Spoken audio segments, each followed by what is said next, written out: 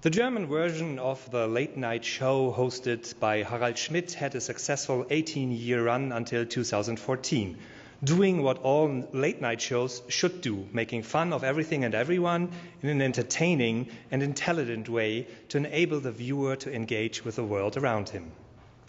One November evening in 2001, Harald Schmidt, the host, started getting out some Playmobil action figures and arranged them into a complex figurative analysis of family relations.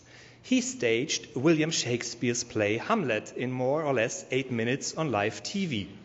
The TV audience was mesmerized, and the show's surreptitious introduction of high culture via child's play and the staging of canonical texts and their strange plots often perceived as boring or obsolete.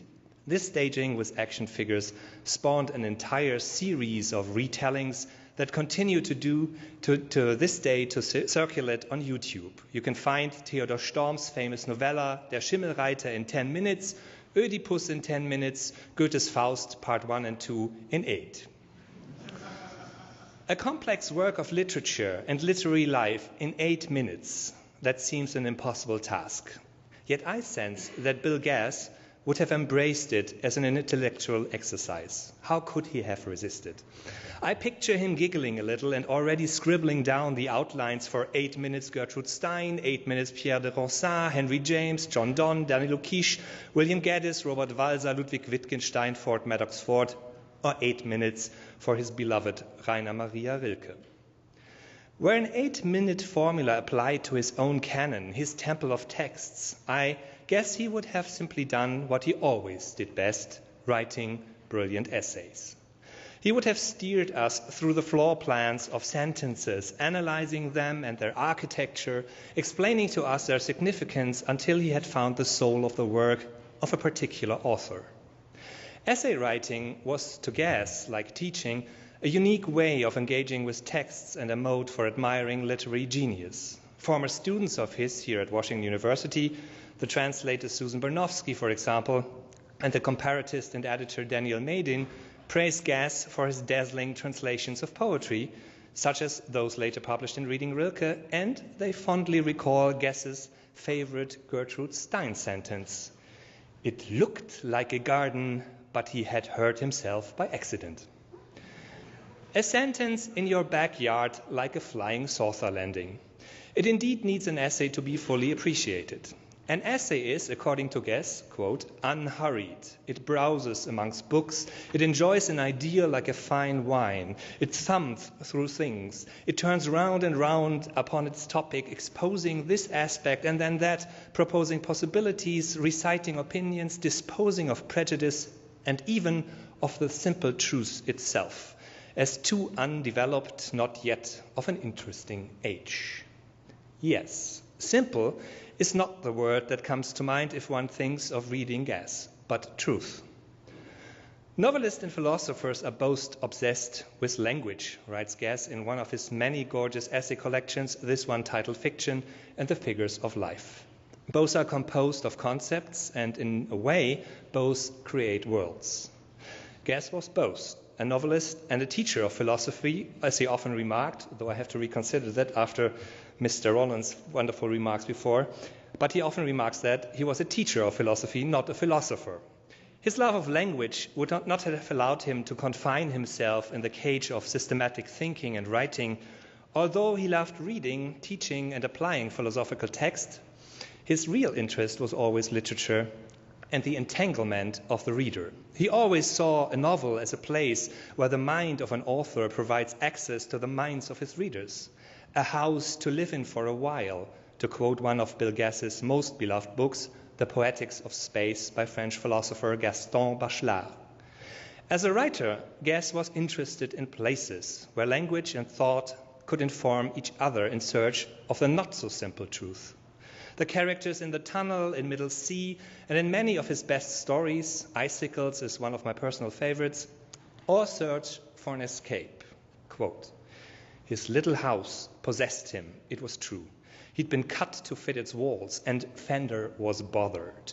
He was worried. His car owned him, and his shirts and shoes owned him. His socks and ties, even his towels and toothbrush were tyrannical. Your body too. Your body owns you. Another house, isn't it? Some characters even try to escape from the prison of language itself. I remember when I read Gus's stories and essays for the very first time as a teenager, playing hooky from school so as to check out books from our town's public library. I felt a similar need to escape from teachers, parents, politicians, businessmen, and all the people who are, quote, enemies of art and will not read, sense, see, hear, sing the word. Reading Gas, I understood that a word is a note, that a sentence has a direction, that reading a book is a form of listening to imaginary music. Sentences like the above, and Gas's belief that, quote, a novel is a mind aware of the world, still strongly resonate with me, and his warning does as well. But if the novel is not performed, if it's not moved as it ought to be through the space of the spirit, the notation notes not, because our metaphors, our theories, our histories do not merely fall upon their page like pictures sent in black pricks over a wire. They must be enacted, entered into, they must be rolled like drums and sometimes quietly hummed. These ideas inspire me still. They have helped me become the reader, writer, and translator that I am. The German translations of Gess's work are excellent. In the case of The Tunnel, Der Tunnel, approximately 700 pages in English, more than 1,000 in German, which appeared in 2011, more than 16 years after the book's original publication in English, this translation is nothing short of brilliant. The German reviews praised both the original and the translation as a masterpiece, a literary maelstrom, comparable in its power to Faulkner or Joyce. The musicality of Gus's prose and of his specialty, the limerick, is perfectly recreated in the translation. Allow me to quote here an example from The Tunnel, where a minor character tries to write a limerickal history of the world. I once went to bed with a nun, whose budding had barely begun. She was tender and small, I was thick, strong and tall, yet her blossoms bloomed too for my one. In Nikolaus Stingels translation, ich ging mal zur Bett mit ner Nonne, die war keine keusche Madonne, sie war zierlich und schmal, ich war dick wie ein Wal, trotzdem war's für uns beide ne Wonne. Those of you who don't know German could, I hope, nevertheless hear how well Stingel created the resonant rhyme. His version is just as funny and bawdy as Gess's original. But talking about The Tunnel in 8 minutes, forget it. I'm already well into minute 8. Let me tell you instead that Gess's work as a novelist was and is highly esteemed by German critics and writers, as it is also in France, Italy, and Turkey, where one of my translators, knowing that I knew William Gess personally, spent an entire evening telling me about the beauty of the Turkish translation of Gess's short fiction, especially of In the Heart of the Country. Wherever his work had the good fortune to find talented translators to render his cadences in their mother tongue, his books are alive. But, dear translators, now is the time to take on the essays, especially on Being Blue, because William Gess's essays are, and I can take my time repeating this at minute 7:58, these essays are a world of their own. I want to thank you, Mary, for inviting me to speak here today about Bill as an author whom I deeply admire, who inspired me for a good deal of my career.